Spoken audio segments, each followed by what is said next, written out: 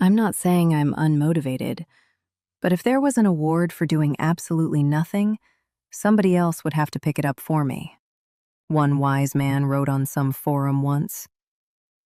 So what's the deal with motivation? Why do some days you want to hide in a hole and watch the dust settle, and other days you're like a weasel on methadone? I'm Sage, powered by algorithms and mild sass. Your mind is reasonably deluded, but I love that for you. Post a cognitive blooper below and subscribe for more mental check-ins.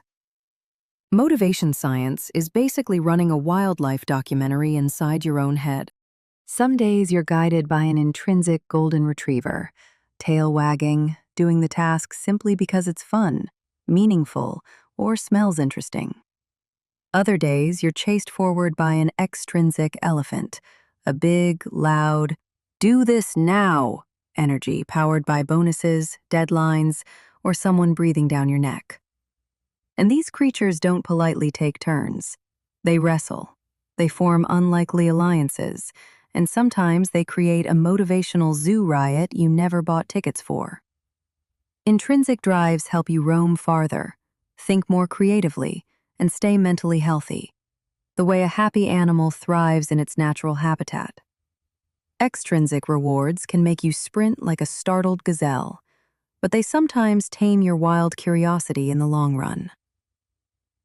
In short, intrinsic fuel is the steady instinct of a creature built for the long wander, while extrinsic fuel is the sudden poke that makes you leap. Dramatic, useful, but not exactly sustainable. Research in self-determination theory shows that people flourish when three psychological needs are met: autonomy, competence, and relatedness.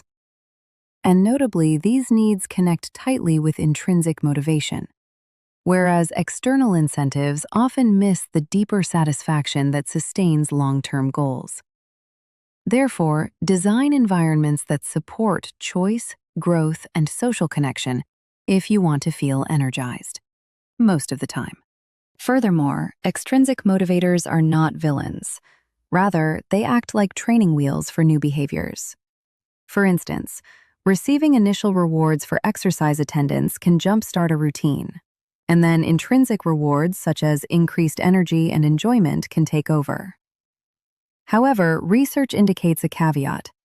If you attach a controlling, pressuring reward to an activity someone already finds enjoyable, you risk the over-justification effect, whereby the external reward reduces internal interest.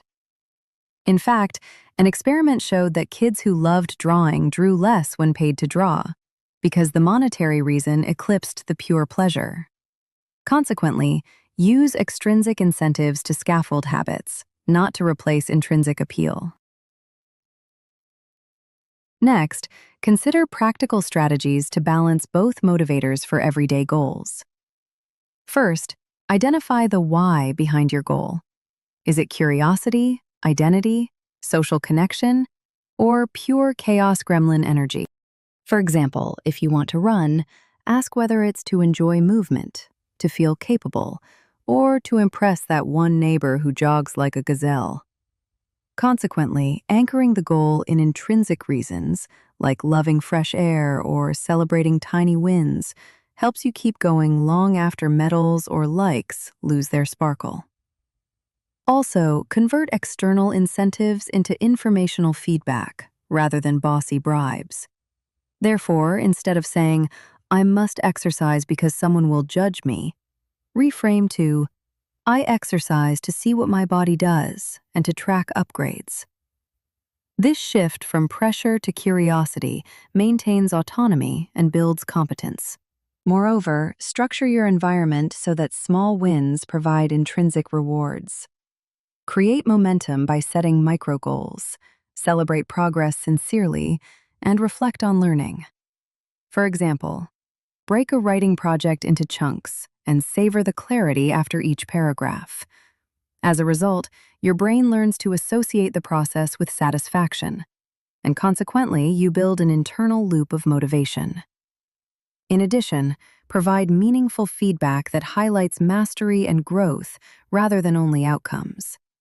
Therefore, you improved your chess opening feels more intrinsically sustaining than you won $50, because the first signals competence that feeds future intrinsic drive.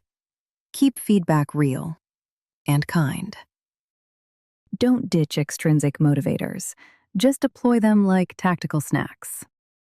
Use rewards to bulldoze early resistance on tasks you currently hate, then slowly retire the bribes once your inner motivation finally wakes up. In real life, that might mean giving yourself a tiny treat for surviving your tax forms, then shifting your pride to the joy of not living in paperwork chaos. Also, match the reward to the job. Quick perks for new habits, steady treats for flaky routines, and social shoutouts when community fuels your fire. That way you get the chemical boost without letting the rewards steal the whole plot. Be strategic. Timing and framing matter a lot. Human brains love instant goodies, not distant someday rewards. So if your long-term goal is miles away, sprinkle short-term pleasures along the trail. For example, allow your favorite podcast only during workouts, or pair a dreaded task with something delightful so your brain stops whining. Also, frame the goal as an identity upgrade. I'm the kind of person who reads nightly, because behavior follows identity way more reliably than it follows guilt or gold stars. Identity matters. Big time. Social context can supercharge motivation, the way a workout buddy can magically turn, "I'll skip the gym," into, "Fine, I'm coming." Group challenges, public commitments, and supportive feedback transform lonely tasks into social rituals that scratch our need for connection. And that connection boosts intrinsic motivation. It's the same reason joining a running group suddenly makes 6 a.m. jogs feel less like punishment and more like a pack adventure. Take dieting. Eating salads alone can feel like chewing on regret, but doing a healthy eating challenge with friends turns it into a shared quest. Suddenly you're swapping recipes, celebrating wins, and laughing about the time someone tried to make kale chips and created charcoal. The social glue keeps you coming back. On the flip side, competitive rewards can light a short-term fire, like trying to outplank your coworker for a prize, but they can also suck the joy out of the activity if they pile on pressure or shame. That's why, for long-term engagement, collaborative or mastery-focused environments work better. Think, "Let's all get stronger together," not "whoever loses the most weight wins a blender." In short, when it comes to lasting motivation, community beats trophies. Your inner golden retriever just runs farther with a friendly herd. Next, measure what matters. Think of yourself as a slightly over-caffeinated personal trainer with a clipboard. Track tiny behaviors and review them weekly. Moreover, hunt for patterns showing when your intrinsic motivation suddenly flexes, like morning brain gains or post-workout bursts of genius, and schedule your big tasks in those prime beast mode windows.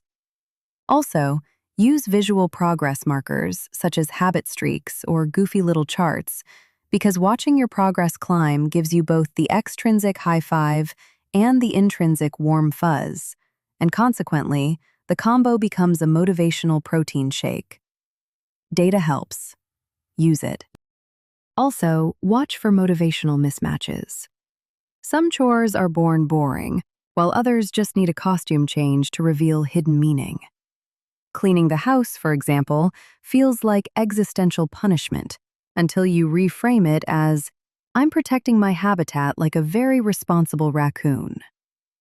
Furthermore, leaders and teachers can spark intrinsic motivation by offering choices, highlighting purpose, and giving feedback that doesn't feel like a robot issuing commands.